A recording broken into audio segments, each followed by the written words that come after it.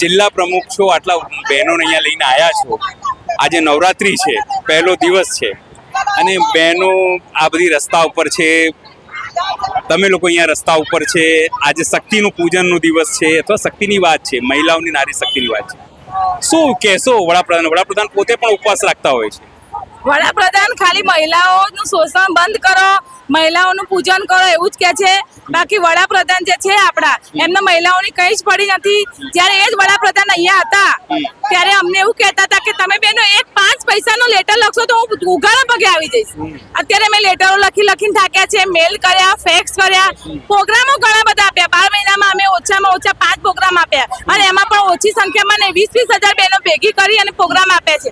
તેમ છતાં નામદાર હાઈકોર્ટે 7 મહિના પહેલા અમારો જે સેલરી જાહેર કર્યો હતો 24,800 અમારો અને 20,000 હેલ્પર બહેનોનો, તો સરકારે એ પણ જાહેર નથી કર્યો.